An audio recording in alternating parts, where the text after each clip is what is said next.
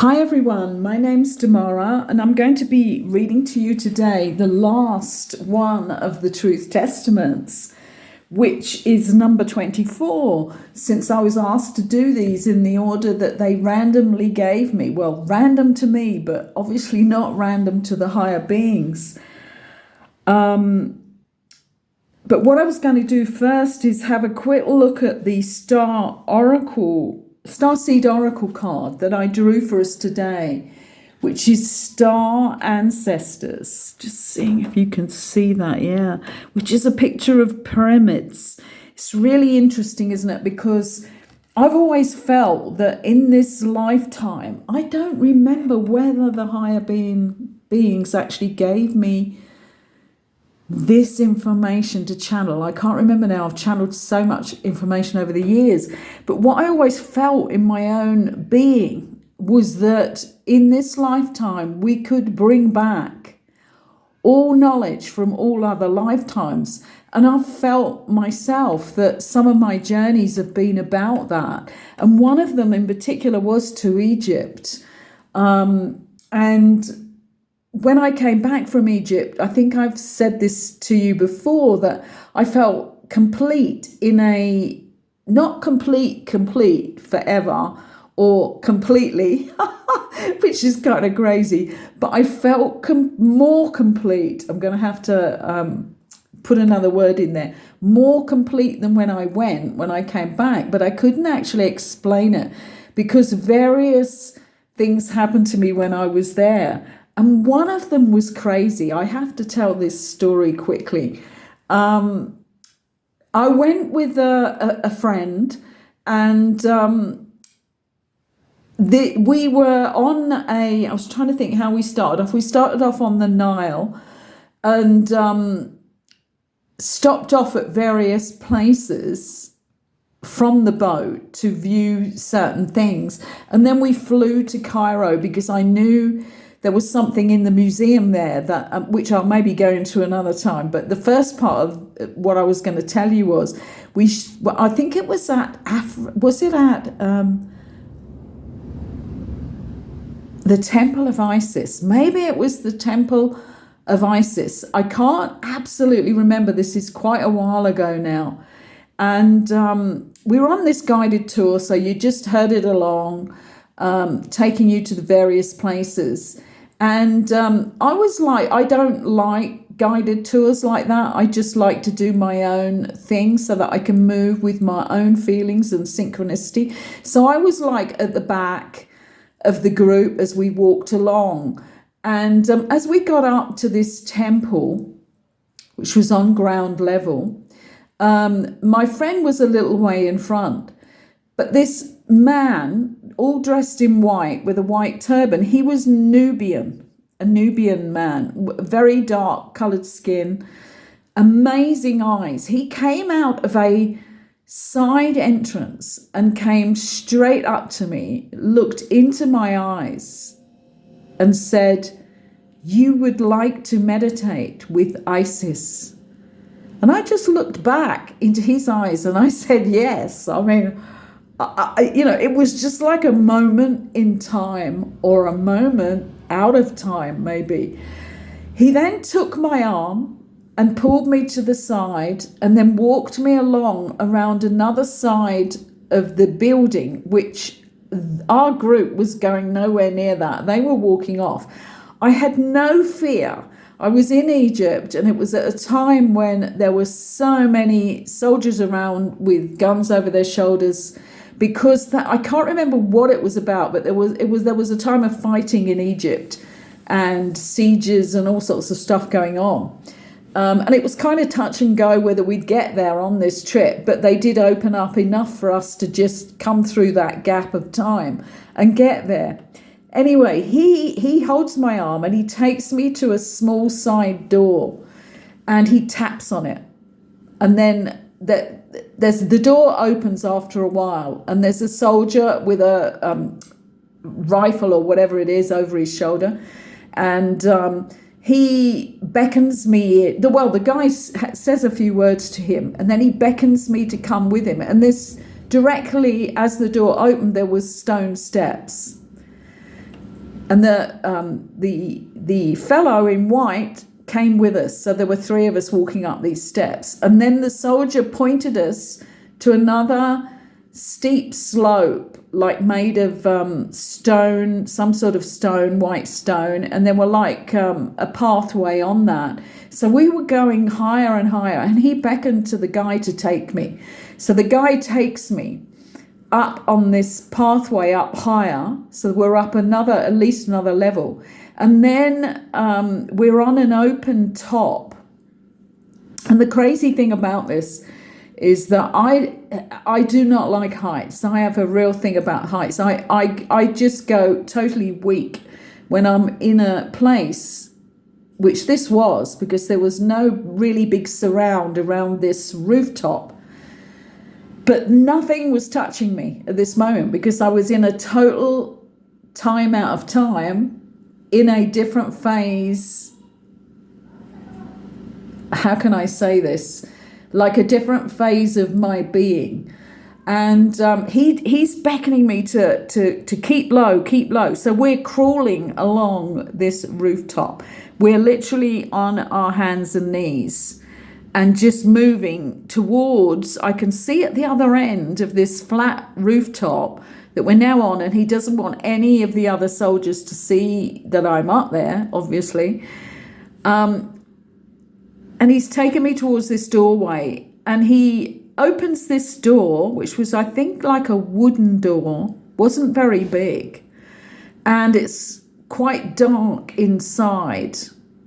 And I think he lit something when we got in there. And then what was on the walls was the most incredible thing, because it was all the hieroglyphs in full colour. You just don't see that, because as soon as they open a place up, I think it's the atmosphere and the acids in the air and people touching them and all sorts of things that make them all fade. Well, this is a place that it was not shown to tourists, and it was like a narrow, fairly narrow room, not very big, may have been 10 by 10 or maybe 10 by 6, because it was fairly narrow. And he says to me,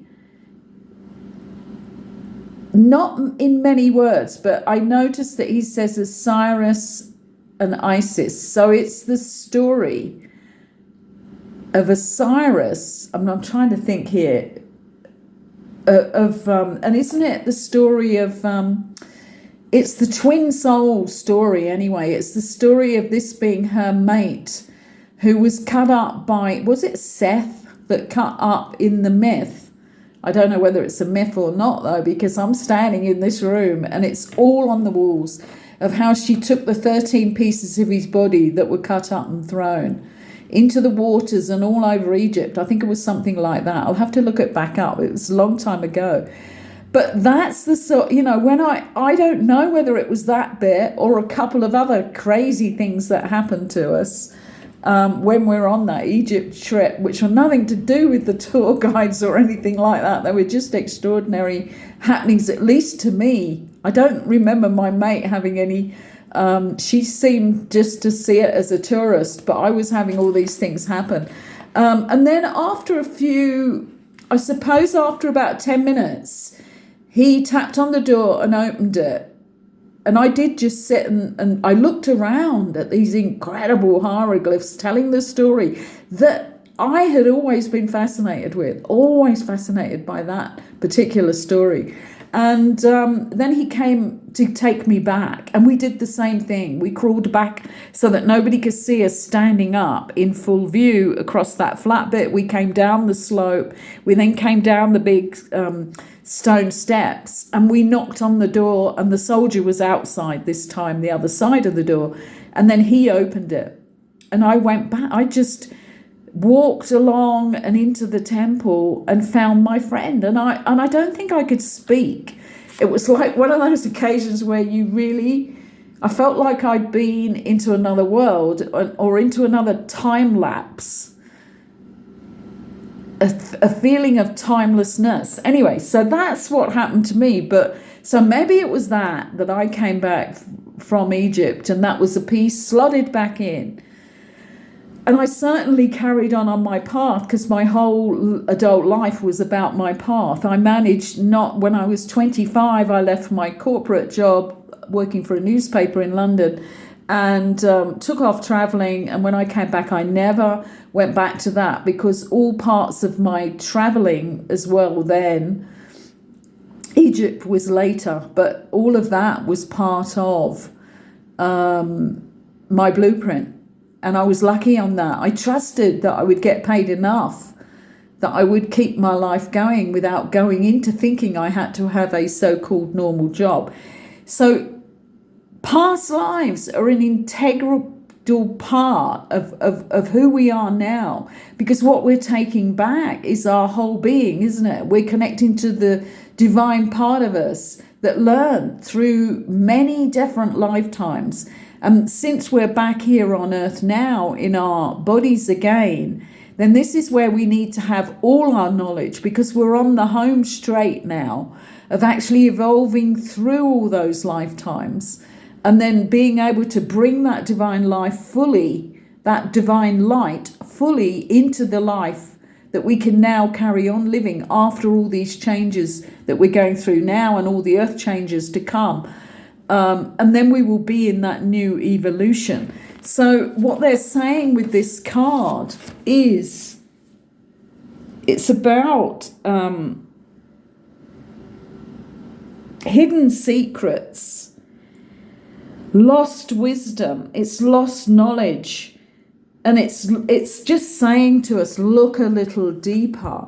And then there's a part that I put on a short this morning which said, just place your hand on your heart and say that you want to, in a whisper to yourself. It's not out to the world at large. It's into your own recordings. Let's say that, because I think they're in the heart. I really do think the memories that we need to retrieve. And I think that's why on this card they're saying, put your hand on your heart and say, in a whisper to yourself, may I retrieve all of the ancient knowledge and all the ancient secrets that I know and that I can now use in this lifetime, whatever you want. I did say the actual words from the book in the short, if you want to have a look at that. But this is really important, but not just because, oh my goodness, it's interesting, to have this ancient knowledge, talk about pyramids and what did they do, what were they capable of? But it's not just that. It's that we need this ancient knowledge to push us forward. And what they're actually saying in this Starseed Oracle book as well is about the fact that we need their technologies. We need the real ancient technologies that they used without polluting the whole planet. They had like batteries, didn't they? They've been found in the past. In the recent decades, they have found actual batteries that were made in a completely different way. And there's all sorts of technology. If you go to Egypt, you see that they're holding on to things in their hands, all of the carvings. And that's a real mystery. I don't think anybody's really found out exactly what they were, but they were some sort of transmission items. And it's like, it's like simple things, isn't it? Like I have my terrace, I have it loaded with, and I'm saying loaded in inverted commas, it's loaded with copper wire entwined, up in a spiral done anti-clockwise on bamboo poles so that everything grows at its maximum possibility. And that's just a simple bit of technology that pollutes no one. And in fact, I imagine it's helping all of us as well, because spirals of copper, as Tesla found out, do that. There's all sorts of healing devices now available which have copper spirals inside them, coming through from originally Tesla. But this, so there's technology that isn't a pollutant. But this is what we need to recall for ourselves. What are all the interesting technologies, natural technologies that we can start to key into that we've known in past lives? And also in the Starseed Oracle book, they're saying that there was a time when Earth was the place of harmony, peace and equality, with all the right, correct, natural technologies being used. I don't know. I have no memory of that. So I'm accepting that that's a possibility. I always accept there's a possibility for anything, actually. And hence you get to see miracles happen. If you think there's a possibility of a miracle, then that's where you are the ones who get to see it. But my only past life that may be associated with that somewhat is Atlantis. But I don't remember loads about it. I've never really keyed into it that much. So anyway, that's the Star Oracle for the Starseed Oracle card. What I'm going to do is read this number 24. And it's really interesting because it being the last one out of 42, it did occur to me when I found it on my laptop to have a look and see why it was the last one. Because I thought, I wonder why this order. But a lot of the order has been about things that are happening on the planet, and they tell you us something to do with that within the channeling. But this one was particularly, I can see why it's last, because it was particularly about, they were telling us after the large, very large last earthquake we had, which was Turkey. So they gave a rundown on the energies there, which then lead, it's very appropriate though, because excuse me, they then go into more about the energy lines where the earthquakes may happen in the future.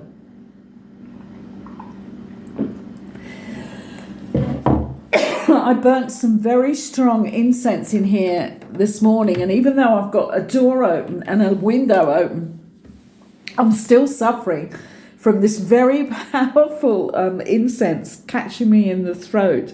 Let's hope I can read through this.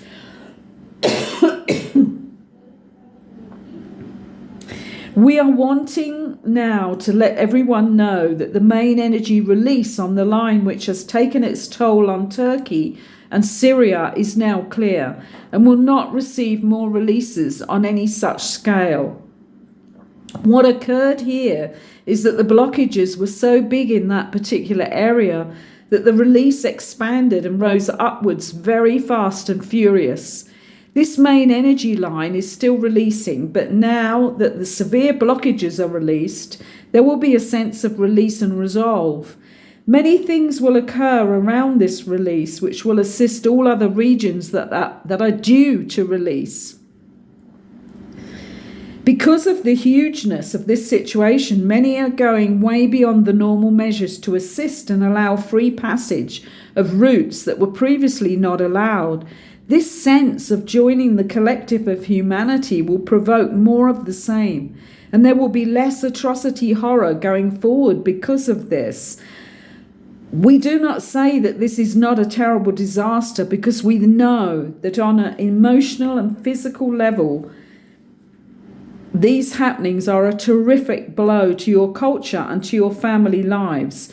But what we are saying and attempting to give you faith in is that these events will provide the basis for the new way of thinking and acting, and allowing these energetically blocked areas to free their space for the higher energies to flow easily. We know that when you are encapsulated in your physicality, you cannot always reach for the higher thought, but we also know that the capabilities within your spiritual selves will enable this. We are here to advise you that when the next wave of energetic clearance will occur, it will be amongst these words that you will be able to find the way to get this message to those that require it. The next wave of energetic release will be very far from this current energetic occurrence. It will be as far away as could be expected when the balancing occurs. We are talking about a release as far away as in the space between Algeria and Scotland. This may sound very strange, but between these two places are a certain number of static energetic points, which will be very much allowed to stay as they are. We are holding points for energetic releases. Many of these are in a line from Algeria to Scotland. I must admit, I have not looked that up, and I really must. This will enable you to find these places on the maps that you have, although we would say at this point that none of your maps are totally accurate, but they will indeed suffice to give you an understanding of energetic points of interest. When the grids were first in place on your Earth, these standing energetic points were very much the guiding lines for energetic transference. Since then, many have become obsolete, but there are still some along that line which will always act as holding points for energetic flow. The flow of the energy along these concentric lines, which we have given you before, is the holy energy lines of your extreme forces. The extreme forces we speak of is the building of energy and misuse of energy within your planet. When energy builds in one place, we need to release this as the impact on the human nature can be extreme. You are all energetic beings, so any building up of energetic forces does not bode well for your own energetic systems to exist in the way they need to. We are in charge of allowing the releases of these energetic forces. We are always releasing and recharging, but when the situation of your planet of the last few years became so explosive in so many ways, we have had to take hold of the situation and allow much more of the releasing to be within the main lines of agitation. Many times we can allow an ebb and flow, but when the blockages become so big, there is no other way than to allow this to release where it has actually built up. Many times we are allowing the veins of energy to flow in and out of various directions and therefore balance the lines, but now is not the time for that to occur any longer. Our next release will be among the tropics of Cancer and the tropics of Capricorn. Down near these tropics is the ocean of the Pacific, and within this Pacific Ocean is the largest of the lines that we have been referring to. It is the line which will embellish all of the releases. When we say embellish, we are referring to the overall release which is required to free up the Tropic of Cancer and Capricorn so that the energy flows along all of the lines within these concentric circles of your energetic flows. All lines converge at one point in the tropics as we see them, but within your own sphere of information, you see them as separate circles of energetic lines which circle your so-called globe. Our globe is not the globe of your consciousness. When we see the so-called globe, Earth, we see it as a more oblong-shaped, multi-dimensional field. Now imagine that the concentric circles, which have been referred to as a long oblong field of circling energy, which does not always join up to itself, but is joined to other concentric circling fields of energy lines. This is not easy for you to do without first obliterating any of the information that you have been taught in your lives. But knowing this will assist you to take a different perspective on how the energetic lines of your forces are aligned and touching each other at different places in the fields of energy. The places that will be affected most will be along these lines, which you call Cancer and Capricorn, but those places will be in the Pacific Ocean, like Hawaii, Indonesia, and the beginnings of the islands of Capri and edges of Nova Scotia. Mostly it will be in Nova Scotia island homes on the edges of the coastal regions and more inwardly lying places in Indonesia and Krakatoa. We know this is not easy to explain, but when the energy moves, it does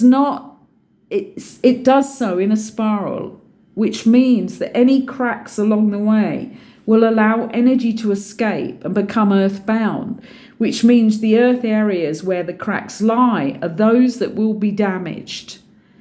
We cannot ever give you the exact routes of the areas which will be damaged because it is an interplay of energetic forces that find their own way and are allowed to interplay through the exits they find. It is not 3D science, it is metaphysical and physical. We can say that the amount of information that we can give is not comparable to the amount of information that can be received by each individual through their own intuitive mechanisms. This is the way to navigate the earth changes. Be who you really are. You are your own navigators and can realize where you need to be and where would be dangerous to be. We can only offer you the outline of the changes. As we have described, there is a free flow of energy and anything can change at the last moment. We have only the bold main plan. We cannot see before the energetic change occurs. Our fellow beings in our dimensional reality are all comparing the results of the latest release in order to be able to give more information. But as usual, this will be limited as to the final results on the ground in your zones. It is before and after that are the problem. Energy has its own dynamic and cannot be controlled by will, but by energetic frequency. Can you see how powerful you are? You are energetic frequency in physical form. It is up to you to allow your own energetic dynamics to clean the earth in a calm and gracious way. This will come after the endings of these dramatic releases. Then the real earth cleansing will begin, when everything can balance out again in order for you all to live in peace and harmony. It is your frequencies that will do the balancing of the end game. I'm just going to read that a little bit again. It is your frequencies that will do the balancing of the end game. And I'm sure as you hear that, you all know too what I know, that the majority of the people on the planet right now still see themselves as victims. We cannot even think that we're in the majority, us energy and light workers. We're not. We're in the minority, but we are in the power of a lot more than the large minority that do not understand their power. So it's all okay, but I just wanted to point that out because this is why we all need to be so active and on our own cases right now, to be as bold as we can be with the knowledge that we have. Just put everything out there that you know, because the more we give out, the more will be picked up by the other people that are still in the real basic learning of the fact that they are energy beings. This piece was much longer than I remember it. And what I keep feeling is I wish somebody would pick up the details in these pieces about the energy lines, because I've never put all that together, because I remember getting out maps and trying to do that at one point. And it was so difficult for me. I don't have that sort of very, very methodical mind that could see clearly how they are trying to tell us the truth about how our globe, if it really is a globe, which I doubt very much, because they've said at least 2 or 3 times in these 42 truth testaments that they're not going into it right now because it's not the topic they want to totally cover. They want to cover the changes and how to help us through them. But they say that the earth is not as we've been told it is, and that it's a different shape. And even in this piece, they've said something about being more oblong. And I think you have to face facts that what we get out of NASA is not necessarily true. The only pictures of the earth at a distance have come from NASA. And NASA has a very nefarious past. So we won't go into that now, but I would love somebody to pick up the details and then feed them back to us, you know. And you are quite welcome to take the details out of these texts, but share them back to me and then share them back to other people. Because I think there's much more in these details that we could draw up for ourselves to understand it even better about how the energy, in what directions the energy is coming from, and all about these Tropic of Capricorn and Tropic of Cancer here, and how they're explaining it in a different way, that it's not as we've been educated. If you think about it, nothing really is much of the truth was in our educations. I mean, I've accepted that years and decades ago, and I really wasn't interested in a lot of it, particularly religion. I remember thinking when I sat at my desk at school when we had religious instruction, and the words used to come every time I sat there, trying to get a window seat so that, I could gaze out of the window, or I could have a pair of scissors in my pencil case, and then I could cut up paper and do things without being seen. Because the thought came through my head is, why are they lying to me? Why are they telling lies? And that's the absolute truth. I must have been, I think, but the first time I had religious instruction was at the high school I went to, and I would have been about 11. And it was like, what is this? Why are you telling me this? And it's lies. So anyway,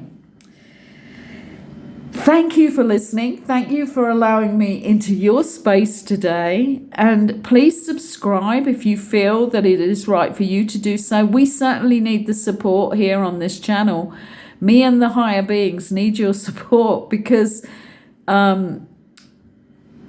I have difficulty trying to think of titles to put up, because I know the titles are so important for the algorithms, and yet I'm giving out material that probably doesn't fit in with putting the kind of, what can we say, really strong words. There's strong words that you can use, isn't there, that catch the algorithm, and things like emergency and strange words that wouldn't come into my text. But I do try my hardest to get them to run and be given as impressions, because that's the problem here.